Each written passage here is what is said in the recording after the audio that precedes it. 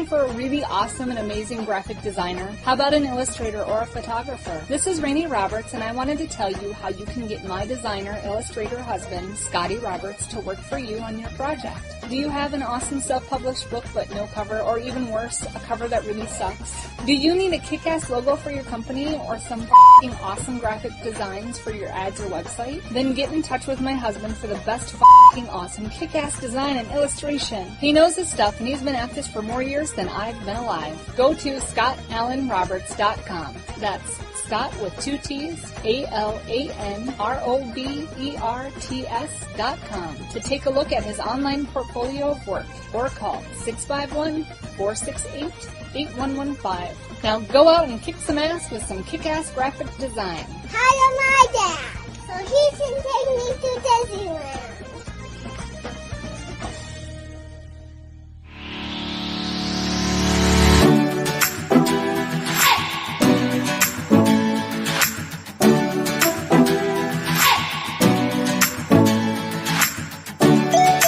You're listening to the Intrepid radio program with Scotty Roberts.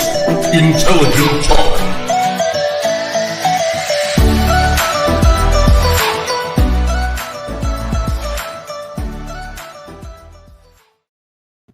Hey, good evening, ladies and gentlemen. Happy Tuesday evening. Welcome to my program.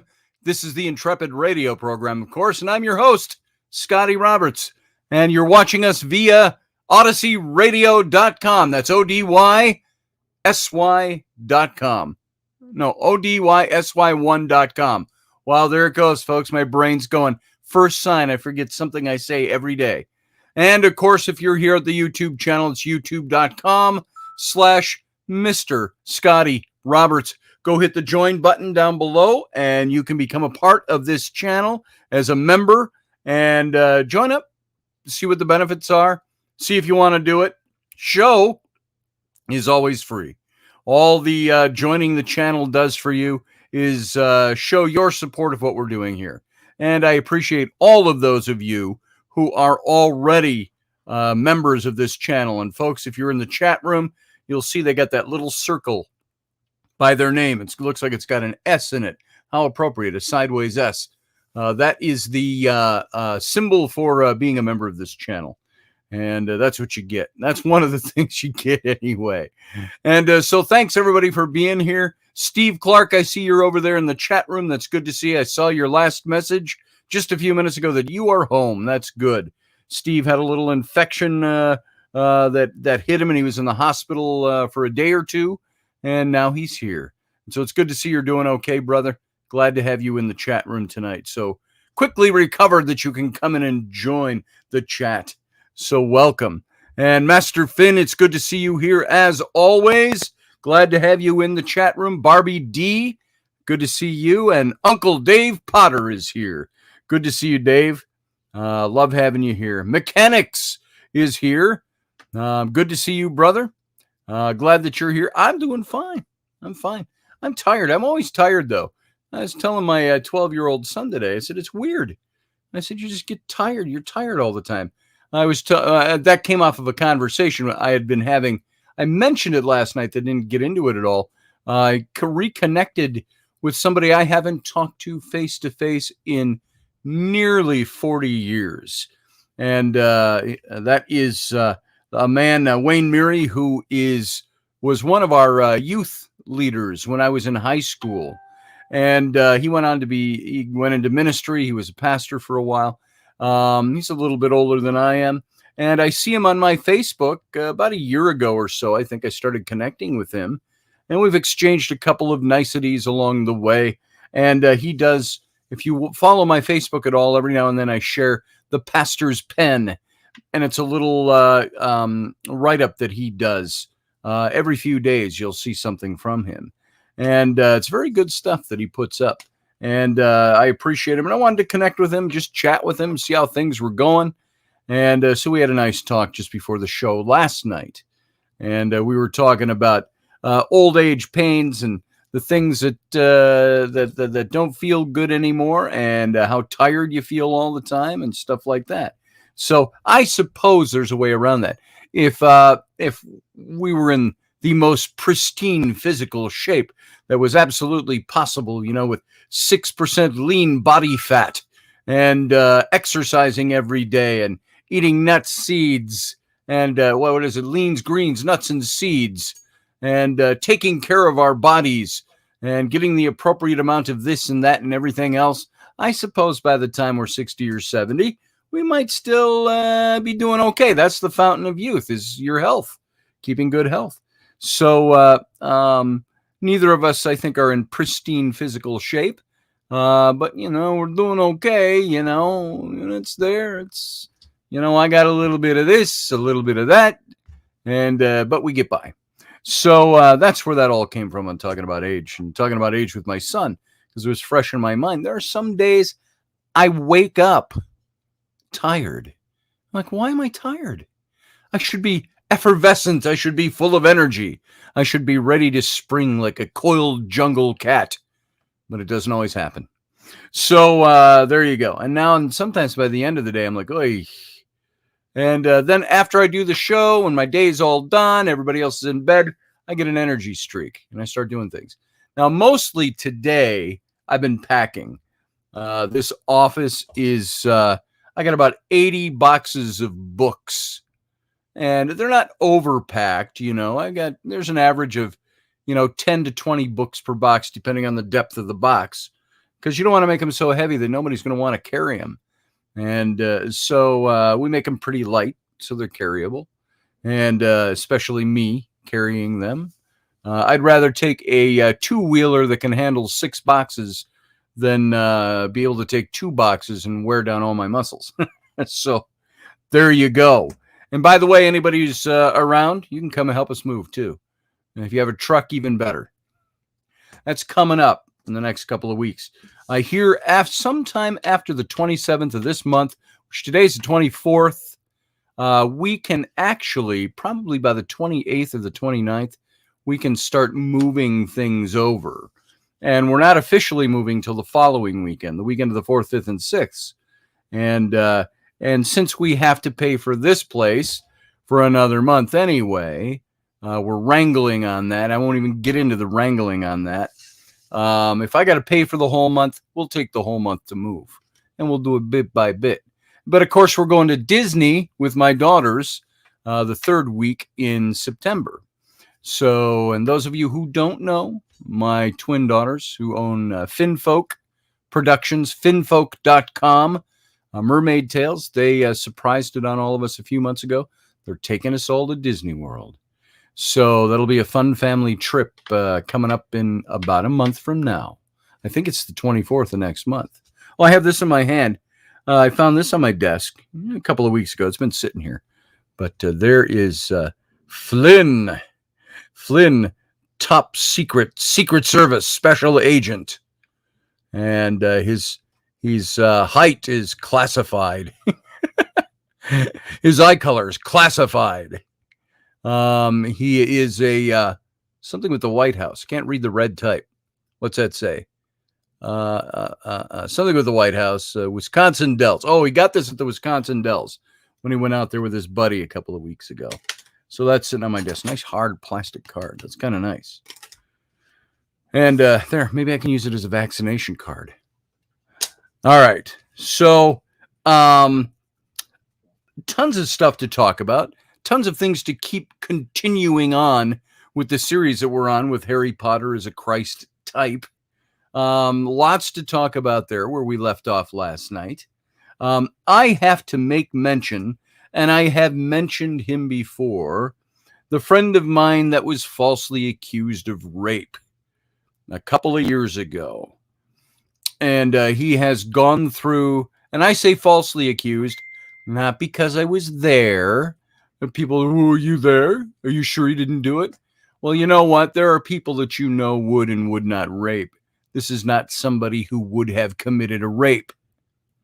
And the person who came up with the charges was being spurred on by somebody else who has a vendetta against him. Let's leave it that way.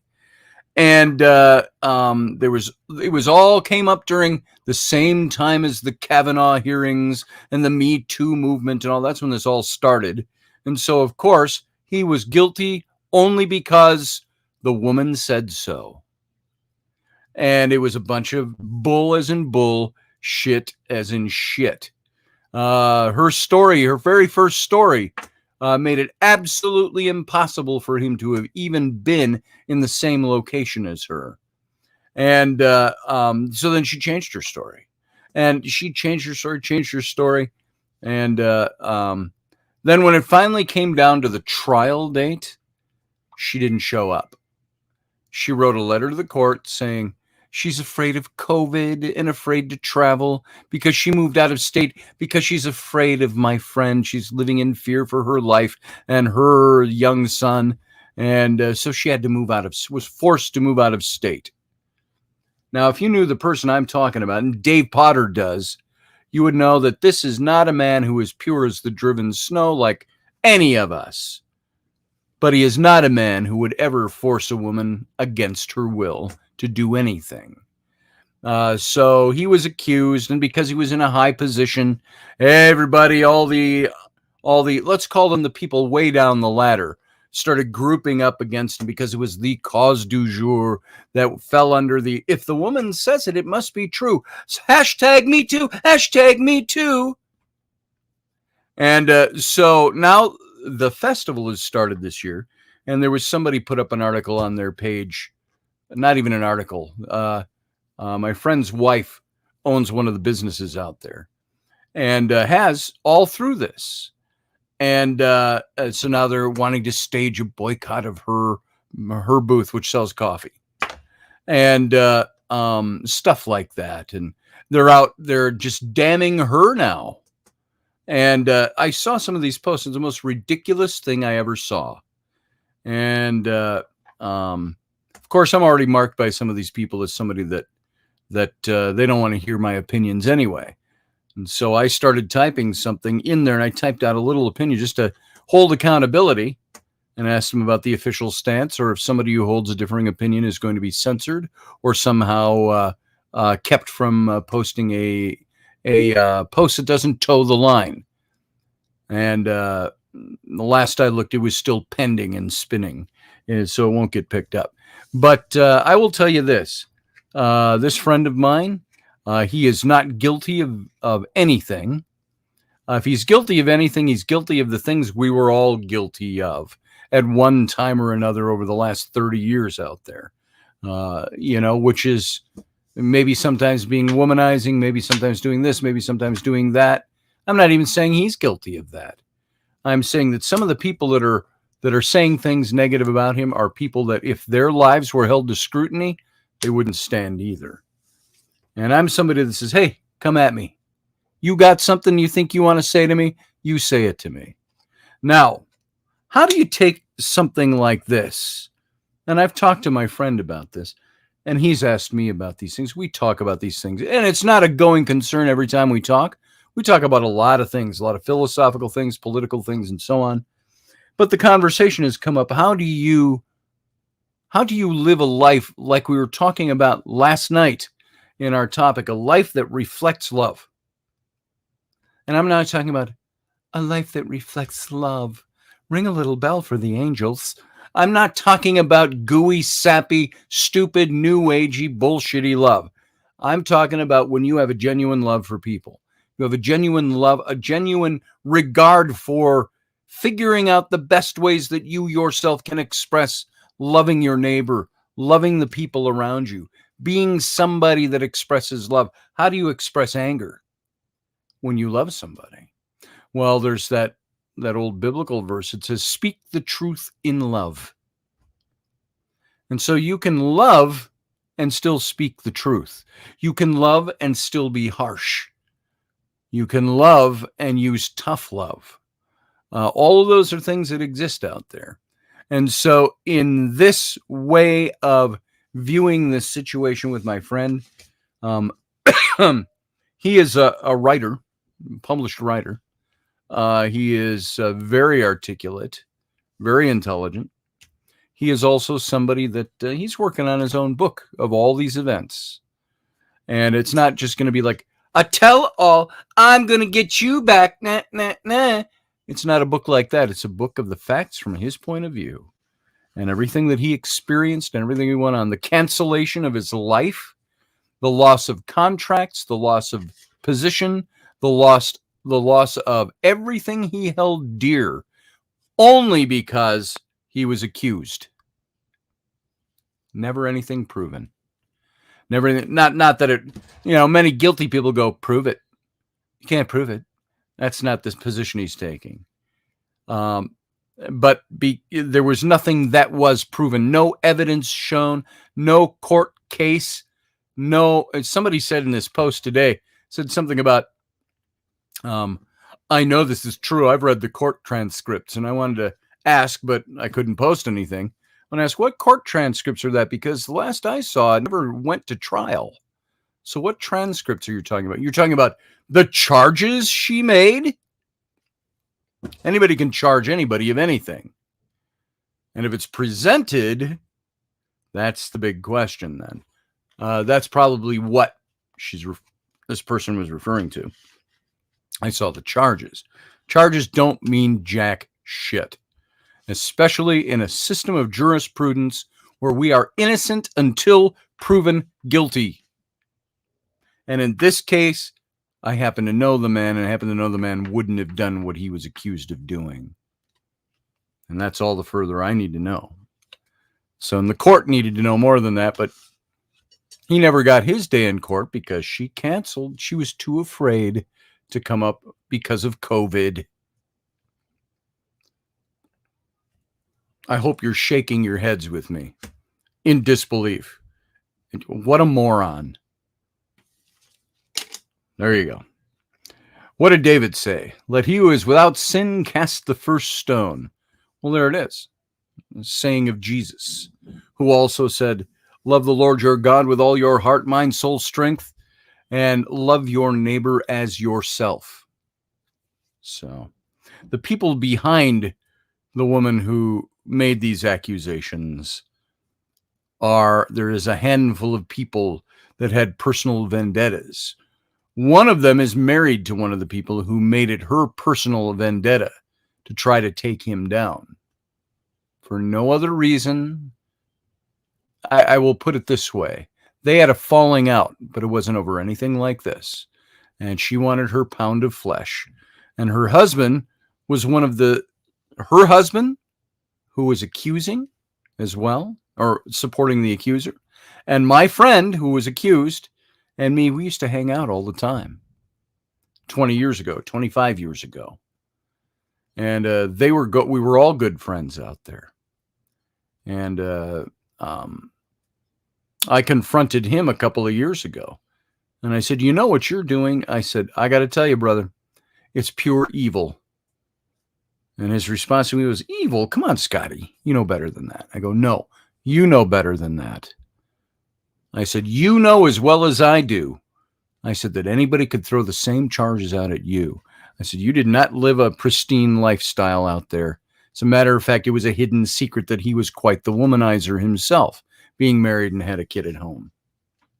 But at the same time, he was given a pass. It was like a public secret about his life. And he would come back and say, well, I never forced anybody. Well, you know what? Neither did our friend. Nothing like that ever happened. So all of that, I'm going to get off my soapbox on that and just say that's something that happened. And what is this? What do we do with that information I just gave you? And I take that and I set it aside.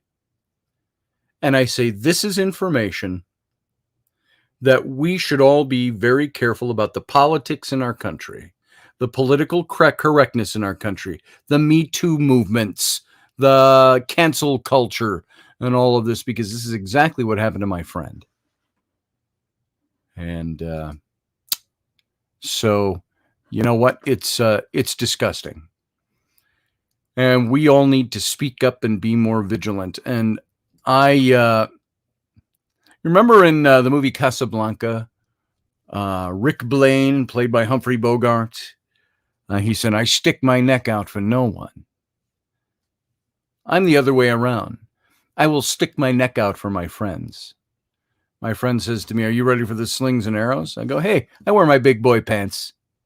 I'm not afraid of slings and arrows. I'm not afraid of somebody who doesn't know shit about what they're talking about attacking me. I get it all the time. But you know what usually happens? They attack and they disappear and block you. This is all social media where this stuff all takes place. Everybody's as brave as their microphone or as brave as their keyboard. You put me face to face with somebody, you put us in a situation where you've got to stand up and you got to say your piece, and they will keep their mouths shut.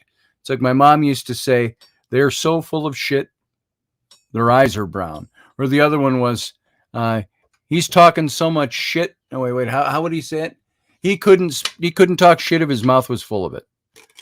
And something like that. Anyway, so there it is. Let's leave that at that. It's the engineering of society to usher in authoritarianism and then corporate communism. I think, you know what, Matt Finn, I believe you are right on the money with that. All part of the re-engineering of society to usher in authoritarianism and then corporate communism. Damn straight, brother.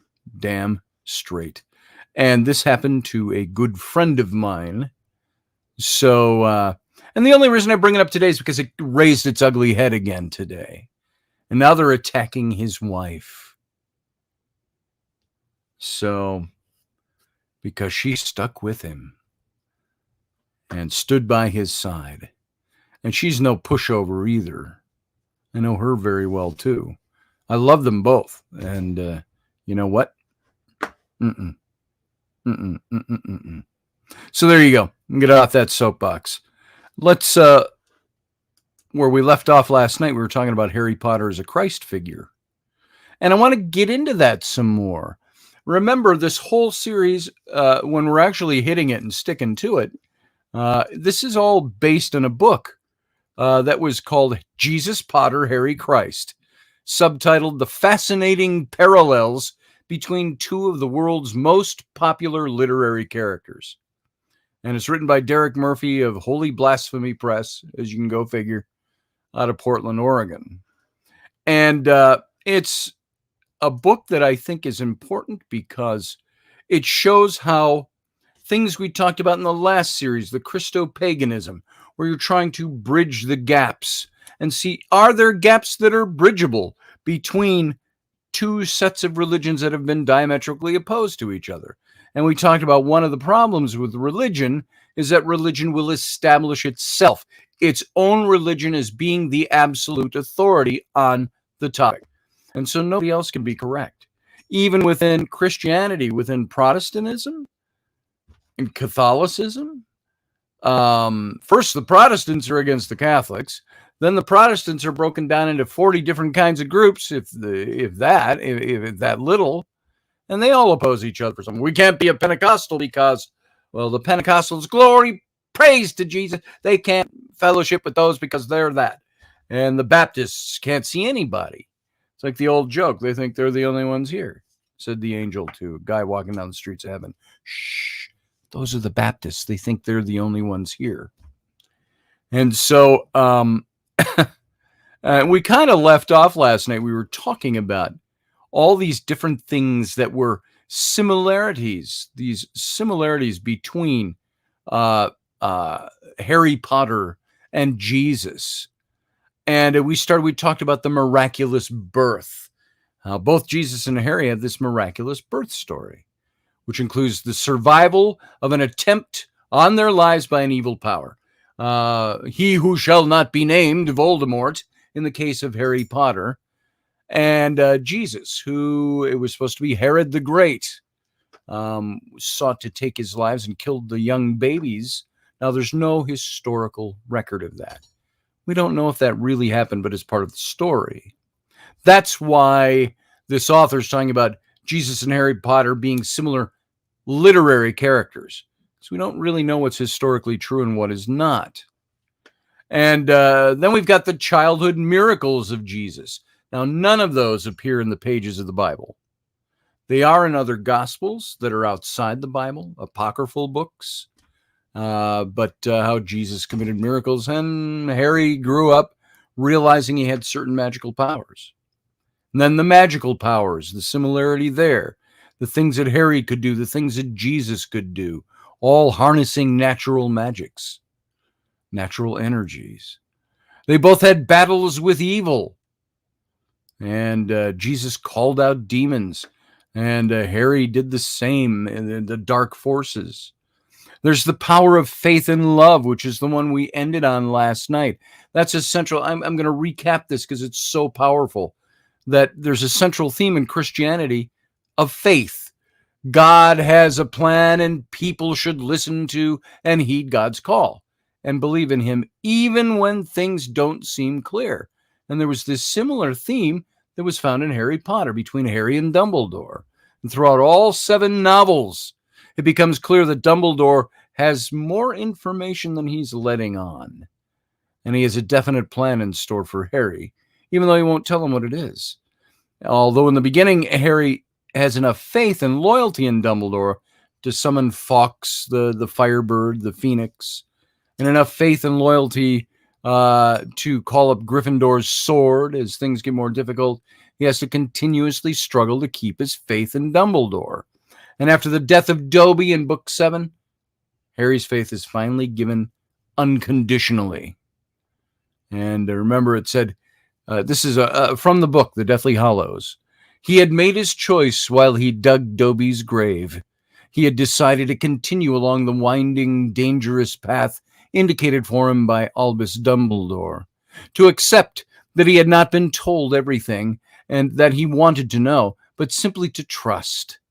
He had no desire to doubt him again. He did not want to hear anything that would deflect him from his purpose. That's from The Deathly Hallows, the final book in the series. And another important Christian theme is love. The golden rule, which doesn't appear in the Bible by those words, by the way, but love your neighbor as yourself. That was one of the answers that Jesus gave to what is the greatest command. He said the greatest commandment is to love the God with all your heart, soul, mind, and strength, and to love your neighbor as yourself. And it's recognized as his single greatest ethical teaching. And the simple claim that God is love isn't infrequently given as a definitive statement of Christian belief. Sad to say. And likewise, in the Harry Potter series, we learn that love is the greatest magic of them all. In the Harry Potter series, it's more powerful than Voldemort's dark skills. It's the magic that protects Harry from his enemies. It guarantees his eventual victory. And Dumbledore, the surrogate God the Father in the Harry Potter books, promotes the idea that love is more powerful than all other magic, something that Voldemort never accepts. And incidentally, a passage from the book of John concerning love can be used in the defense of Harry Potter. Beloved, let us love one another, because love is from God. Everyone who loves is born of God and knows God. Whoever does not love does not know God, for God is love. 1 John 4, 7 through 12. And in the series, Harry Potter knows love. And it's this power that enables him to defeat Voldemort. Therefore, it could be argued that Harry Potter is born of God and knows God. This was the argument that would be made. Yeah, killing off Sirius and Remus rankled me too, Siani. Me too. Hey, Sean Stroik, good to see you. And Barbie D, good to see you as well. Anybody else who snuck in? Michelle Cannon Free, good to see you. And of course, Siani, I already said hi, kind of, by mentioning what you had to say. Matthew Sainsbury, good to see you too. And everybody who's here. Carly Sagan, good to see you. Antonio G, good to see you, brother. Glad you're here. Don't see it quite often, but good that you're here. So anyway, as this goes on, there are more of these similarities. The sacrificial death and the subsequent resurrection are archetypes. Harry Potter's an archetype of Jesus. There's nothing so crucial to Christian theology nor so sensitive to the criticism as Jesus' sacrificial death, which is believed to break the chains of sin and slavery for all humanity. and his subsequent resurrection the evidence that Jesus is God's Son, Savior. Believers can likewise expect life after death. And so Jesus' physical resurrection in the Bible is the epicenter of Christian faith. It's revealing that before the last book of Harry Potter was even published, there were several critics who were already forecasting that Harry would face some sort of sacrificial death. And it was based on the similarities between Harry Potter and Jesus Christ.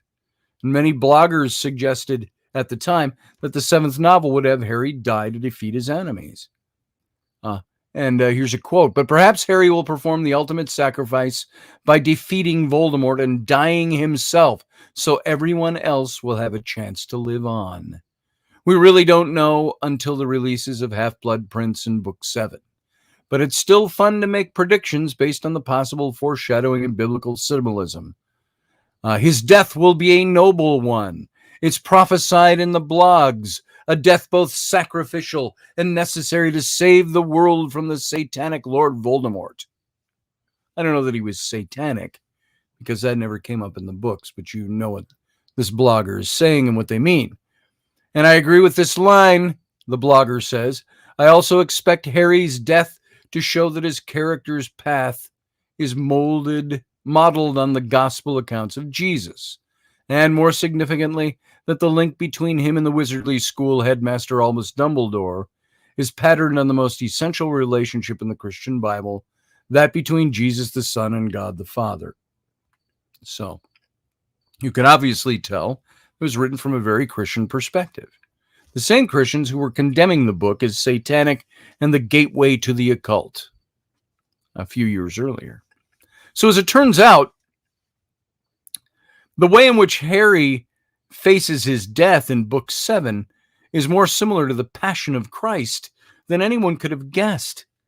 Harry Potter finally fully realizes that Dumbledore intended him to die at Voldemort's hand. Such is his love and faith in Dumbledore that Harry goes willingly to his death, hoping by his sacrifice to stop Voldemort and effectively save the world. From the book The Deathly Hallows, it says, "Finally, the truth." Lying on his face, pressed into the dusty carpet of the office where he had once thought he was learning the secrets of victory, Harry understood at last that he was not supposed to survive. His job was to walk calmly into death's welcoming arms. Along the way, he was to dispose of Voldemort's remaining links to life, so that when at last he flung himself across Voldemort's path and did not raise a wand to defend himself, the end would be clean, and the job that ought to have been done in Godric's Hollow would be finished. Neither would live, neither would survive. So the exact nature of Christ's resurrection is likewise a hotly contested topic, and it's been throughout the history of the church. And a central tenet of Christian faith is that the term resurrection means the physical, bodily reanimation of a fully deceased human body. And as such, the Christian tradition is unique in claiming that Jesus Christ was actually raised in bodily form from the dead. And any other accounts of figures dying and reappearing differ substantially. And it's argued because they were only mythological or symbolic. The same criticism will, of course, be used against claims that Harry Potter resurrected. And perhaps he didn't, strictly speaking. However, Rowling's final book includes all of the right literary requirements to designate Harry Potter as a dying and resurrecting savior of the type that's been celebrated in various traditions for thousands of years. So how we interpret the differences between Jesus' death and Harry's can't mask the underlying similarities. And remember, we're talking about this all as archetypical literary writing. How Harry Potter, one of the most celebrated literary characters in all of literature history, and that's not even hyperbole, that's a fact. how this character bore all the marks of being an archetype of Christ, but not until later in the series when it all started being revealed. So, and even J.K. Rowling said, should I even go about trying to write Harry Potter to be an archetype of Christ? It's just all the principles are in place. So Harry went willingly to his death. He gave no resistance, and he was hit by a killing curse. It was the intent of his self-sacrifice that sealed his victory over evil. He even found himself in a heaven of sorts. Significantly, it was the King's Cross station, where he was able to talk to his deceased friend and guide, Dumbledore. This is from the book, from the Deathly Hallows. But I should have died. I didn't defend myself. I meant to let him kill me. And that, said Dumbledore, will, I think, have made all the difference. Dumbledore told him that if he so chose, Harry would go on to other things, leaving his body behind. And Harry says, I've got to go back, haven't I? That's up to you. I've got a choice? Oh, yes, Dumbledore smiled at him. We're in King's Cross, you say. I think that if you decided not to go back, you would be able to, let's say, board a train. And where would that take me?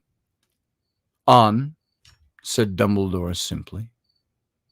That was from Deathly Hallows, page 567. So now we have to assume that if Harry had boarded a train, then his physical body would never reanimate and he would be truly dead.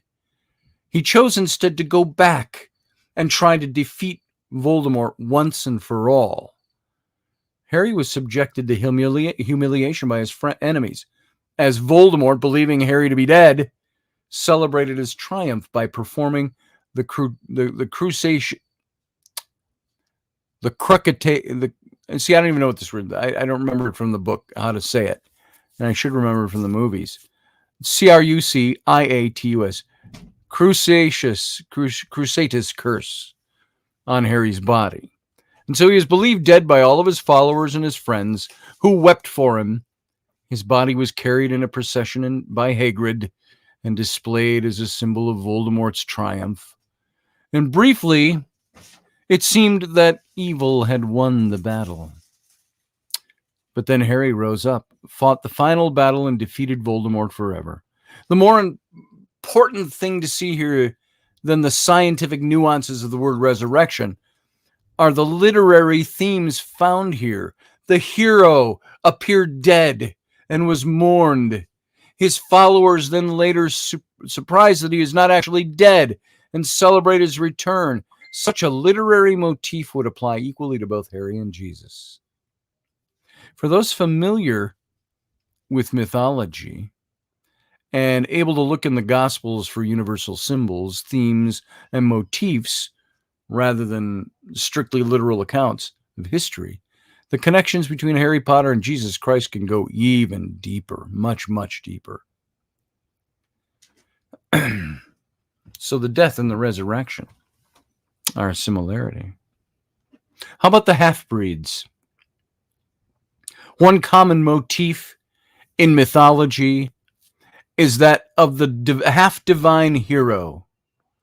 Can you think of some of the names of some of the half-divine heroes? The big glaring one that comes to my mind is, of course, Hercules, demigod. How about Disney cartoon Moana, Maui, a demigod, half god, half man. So stories and folklore from nearly all cultures explain their heroes' supernatural strength and powers by giving them a unique parentage, usually a mortal mother and an immortal father. The mother is sometimes referred to as a virgin, but this can mean simply that rather than becoming pregnant through intercourse with a mortal male, the infant is sired through supernatural means. Often these heroes are raised by the human father, who may not even know that his wife secretly bore the child of a god. And these figures are sometimes referred to as half-gods or the demigods: Dionysus, Hercules, Gilgamesh, Perseus, and many more heroes are on this list, as well as historical figures like Alexander the Great. Any sufficiently grand personage could be given a higher status through this mythological motif. And the divine parentage manifests in special abilities, or in other versions, figures are given miraculous gifts and special items later by their divine parent. To take a familiar example, the sorcerer Merlin in the Arthurian legends was the son of a mortal woman and a spirit of the air, giving him his magical ability. Jesus, meanwhile, was born of a mortal woman and the Holy Spirit, a face of the triune God, and announced by an angel. He was raised by his father Joseph, but knew that he also had a divine father. Incidentally, some critics have argued that Rowling's boy wizard is indebted mostly to the Merlin myths. And like Jesus and Harry, Merlin was also terrorized by a powerful ruler named Voltigern or Vortigern, and as a baby due to the prophecy by his astrologers. Although Voltigern and Voldemort sound a little alike, there's no indication that Rowling got her inspiration from the Merlin story, although she may well have. Rowling's treatment of the whole demigod motif is innovative. I was shortening a vowel there. Innovative. Rather than having a mortal woman for a mother and a divinity or a deity for a father, Harry's mother, Lily, was a mudblood who came from a mundane, non-magical family, while his father, James, was a warlock who came from the magical world. Harry, like his enemy Voldemort, is a half-blood, half ordinary, and half magical. So there were the half-bloods, the half-breeds. Then you look at the lions and serpents. These symbols in the movies and the books. Harry Potter's associated with the lion through his placement in Gryffindor, the House of Gryffindor, whose symbol is a lion. His enemies are collectively and repeatedly identified with snakes and serpents. Draco, Malfoy, placed in Slytherin, whose symbol is a snake, and Voldemort, with his pet companions, Nagini, and a giant venomous hooded snake that Voldemort makes into a Horcrux, and Salazar, Slytherin's basilisk, which Harry defeats in Book 2. Jesus in the scriptures is referred to as the Lion of Judah, and frequently identified as a lion. And Satan's symbol has always been a serpent, probably because of the snake's role in the tempestuous episodes of Genesis, which, of course, I have looked at that and said, there's no real comparison to the serpent other than one that's made much later, 1,000 years after the fact, from the writing of that account. And that's another story. We'll get into that again another time. So if these symbolic representations of good and evil, the lion and the snake, were unique to Harry Potter and the Bible, we'd probably conclude that Rowling had done the borrowing and the symbols are just too specific for them to be accidental attributes. However, the lion has been a symbol of divinity, righteousness, courage, and the triumph of good over evil for a very, very long time. At least 1,000 years before the Christian era. Likewise, the snake has long been identified with evil, sin, or philosophically with the time and the cycle of death and rebirth. Then you have a girl, a sword, a snake, and a flying hero. What are similar about all of those? A very common motif in mythology that's easily recognizable in the second Harry Potter novel and also identifiable through which though with more difficulty, in the biblical story of a hero with a powerful sword and a magical means of flight that saves a princess or a maiden from the captivity of a dragon or a sea monster. Manifestations of this story include most famously Perseus on Pegasus, the flying horse, saving the chained Andromeda from being sacrificed to the sea beast, or the Christian legend of St. George, the dragon slayer. It's essentially a battle between good and evil, although it has a much deeper esoteric significance. In Harry Potter and the Chamber of Secrets, Ron's sister, Ginny, is possessed by Tom Riddle, Voldemort's teenage self. And taken deep into the belly of the caverns under Hogwarts, Harry descends into the underworld to save her, and his faith and his bravery is rewarded by a magical sword, which he uses to slay a basilisk and save the girl. And he then relies on Fawkes, Dumbledore's phoenix, capable of bearing many times its own weight to fly himself and Ginny to safety. And the same motif can also be found in the book of Revelation, where the battle takes place in the heavens between a snake, a mother fleeing from the snake's venom, and a mighty armed winged protector, usually identified as the Archangel Michael. However, there's a much more symbolic reading as well. Jesus Christ, by his death and resurrection, defeated his enemy, Satan, always represented as a serpent, as he was in the Garden of Eden. Jesus came to save his followers. He represented it collectively as a feminine entity, the Holy Mother Church. And although he may not have wings, he can both walk on water and ascend bodily into heaven. Jesus also had a sword, but it was well hidden in the symbol of the cross. The cross and the sword are actually identical figures symbolically. And it's only the Christian interpretation of that symbol and the emphasis on the death and the resurrection rather than the struggle over the adversary, which makes the distinction. Jesus is often thought of as a pacifist. He wasn't, by the way. But he makes it clear that he came not to bring peace but the sword. Matthew 10:34. Jesus said, I am not come to bring peace but a sword. I've come to divide mother from daughter, father from son, brother from sister. But he makes it clear that he came not to bring peace at all, but to bring division of a certain kind, a theological division that needed to be done. It's perhaps Christianity's unique inversion of classical symbolism from the sword of conflict to the cross of nonviolence that is responsible for its peaceful reputation. And ironically, the symbol that has come to represent peace in modern times is an inverted cross with broken arms, although this symbol was actually designated for the nuclear disarmament campaign and has no overt religious meaning. Whole peace, the peace symbol. The cross with the broken arms. Then you have, please wear pants, says Siani Reese. I'm missing something. I must be missing some good conversation here. Please wear pants, says Siani Reese. I'm going to have to look back and see what that's all about. That's right, Matthew Sainsbury. He told his followers to sell their cloaks and buy a sword.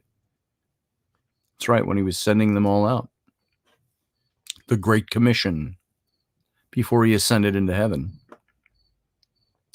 Pants should be optional, says Michelle Canham-Free. Right with you there, darling. Pants should be optional. And, well, you guys have some interesting stuff going on over here in the chat room. What does Sean Strike think he's right about? Still thinks he's right. Let's see what that's about. Same with No Pants Fridays. That's a pretty good policy. Do I need to come on and correct you, Scotty? I mean, Siani, you should call in and you can correct me. So I don't know what I missed. James was a pure blood. Muggle-born mud blood is an insult. There you go. Yep. Just looking at some of your comments in here. Scrolling through. Oh. Siani Reese is working on a Harry Potter fan fiction right now. It's all fresh right now. Very cool. Very good. Can't wait to see that. So, we go from here to the 7 seals and the 7 Horcruxes. 7 seals of Revelation and the seven Horcruxes. In the book of Revelation, the plot revolves around the destruction of the seven seals that bind a sacred scroll. The seven seals must be broken to open up the manuscript, which will undo the work of God's creation and end the world. Only the Lamb is worthy to open the scroll, because he made the sacrifice that saved many people. That's in Revelation 5 through 6. Similarly, Harry's quest in books 6 and 7 is the destruction of the seven magical objects that contain pieces of Voldemort's soul, called Horcruxes. All of the Horcruxes must be found and destroyed before Voldemort can be killed. And the symbolism of the number 7, however, predates Christianity. It comes from classical cosmology and ancient philosophical traditions. The system of Pythagoras, for example, was very detailed. There were 7 known visible planets, and each planet had a certain vibration or sound, which gave rise to the 7 notes in an octave, the 8th note being a repetition of the first on a higher scale. Many Greco-Roman religions and spiritual communities believe that to get from this place, Earth, to heaven, the source, you had to travel back through the 7 planets or the heavens. The similarities in this case are most likely due to Rowling's interest in alchemy, which has preserved classical symbolism, cosmology, and thought more accurately than the Bible. Rather than Christian-based inspiration, in a 1998 interview, Rowling remarked, she said this, "I have never wanted to be a witch, but an alchemist. Now that's a different matter. To invent this wizard world, I've learned a ridiculous amount about alchemy. Perhaps much of it I'll never use in the books, but I have to know in detail what magic can and cannot do in order to set the parameters and establish the story's logic." So said J.K. Rowling. So according to the website Harry Potter for Seekers, which aims to discover many layers of spiritual symbolism that are hidden beneath the excitement, the mystery, the fascination of Harry Potter, Rowling even consciously crafted the titles and order of the 7 books along the alchemical guidelines. Number 1, Earth. It's the stone. Sorcerer's Stone, Philosopher's Stone. Air, the chamber. Water, Azkaban, the island. Fire, the goblet of fire. Quintessence, the phoenix. Soul, the blood. Spirit, the hollow. And so we might wonder whether C.S. Lewis had a similar inspiration for the organization of the 7 books of his Narnia series, which ended in The Last Battle. Then you got to look at Peter, James, and John. One final surprising Christian parallel we find in Harry Potter are the names of Christ's 3 most prominent disciples, James, Peter, and John. Sirius's 3 best friends were James Potter, Peter Pettigrew, and Remus John Lupin. And in both cases, it was Peter who betrayed his friend. Isn't that interesting? So, is Harry Potter a Christ figure? That's the big question of all of this. Although Rowling is obviously aware of the parallels between Jesus and Harry, it's difficult to claim that Harry is only a modern retelling of the story of Jesus Christ. Rowling not only borrows from a wide range of mythological and literary motifs, she also creates innovative characters, plot events, and magical items.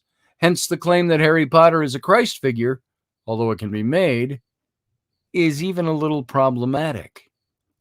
A Christ figure is simply a literary referent used to identify a fictional character that seems to symbolize Jesus Christ in a significant way. such as though through the endurance of suffering, a sacrificial death, or a perceived rebirth or resurrection. Many literary figures have been called Christ figures by various researchers, including Ahab of Moby Dick, Gandalf, or Frodo Baggins of the Lord of the Rings, Galahad in the Grail Quest, McMurphy in One Flew Over the Cuckoo's Nest, Sophocles, Oedipus Rex has often been labeled a Christ figure, although his story was written centuries before Christianity. It's the archetype. Killinger gives the following brief overview in an online discussion about Harry Potter's relationship with Jesus Christ. He said this: a Christ figure is a literary device, a particular way of shaping an important character in a novel. He or she may not conform in every instance to the biblical image of Jesus, but bears enough of the traits or characteristics to suggest that the relationship, and send us looking for important messages in the text. And credible criteria for potential Christ figures include these. They comes from an extraordinary origin, possesses a secret identity and dual nature, displays a distinctive appearance, exhibits extraordinary powers, generates awe and wonder, gathers and leads disciples, saves others, suffers a sacrificial death, descends into hell, rises from the dead. Now, Harry Potter certainly meets most, if not all, of these factors. His descent into hell may be seen in the first book, where he plays a flute to get past the three-headed dog guarding the path. In classical mythology, of course, the three-headed dog guarding the path is there. What were the names? Not Cerberus and... Oh, no, I can't think of what the names are. Doesn't matter. You know what I'm talking about. In classical mythology, the gates of Hades are guided by a three-headed dog named, Cerberus. Orpheus. That's their name, Cerberus. Orpheus lures this beast to sleep with his lyre and his quest into an underworld, and as mentioned earlier, rising from the dead is open to interpretation. So given the similarities between Jesus Christ and Harry Potter, it's no surprise that Harry Potter was identified as a Christ figure by some writers, even before the final book was released. So quote here, Harry Potter is a writing of a witting or unwitting Christ figure who actually battles the forces of darkness for the souls of the faithful and wins a place in the reader's hearts because he is so admirably conformed to our expectations of such a redemptive figure. And you know what? There's a lot more here. And I got to pretty much wrap it there. If I don't wrap it right there, I'm going to go on and on for at least another half an hour, finishing this point. So we'll pick this up tomorrow. Now, I really hope you're enjoying this series because I think this has a lot of meat to it. It's got a lot of stuff that we can look at. It's fun to just talk about it. I enjoyed the Harry Potter books. I enjoyed the Harry Potter series of movies. And maybe looking at this is going to give you a totally different twist on the character and the way he's been used as an archetype. The way that I think even J.K. Rowling didn't intentionally write him to be a Christ type, but she did want there to be all those archetypical attributes that made him very Jesus Christ-like. So thanks, Michelle Cannon-Free. I appreciate that. So there we go, folks. That's what we got for tonight. Hope you're enjoying it. I hope you'll join us again. We're going to take a 23-hour break, and we'll be back right after that. So know what you can all do? Know what you can all do? You can all live long and prosper.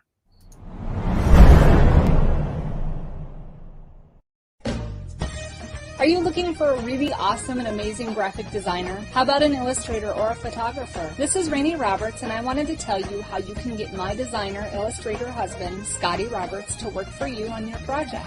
Do you have an awesome self-published book but no cover, or even worse, a cover that really sucks? Do you need a kick-ass logo for your company or some f***ing awesome graphic designs for your ads or website? Then get in touch with my husband for the best f***ing awesome kick-ass design and illustration. He knows his stuff, and he's been at this for more years than I've been alive. Go to ScottAlanRoberts.com. That's Scott with 2 T's, AlanRoberts.com, to take a look at his online portfolio of work, or call 651-468-8115. Now go out and kick some ass with some kick-ass graphic design. Hire my dad so he can take me to Disneyland.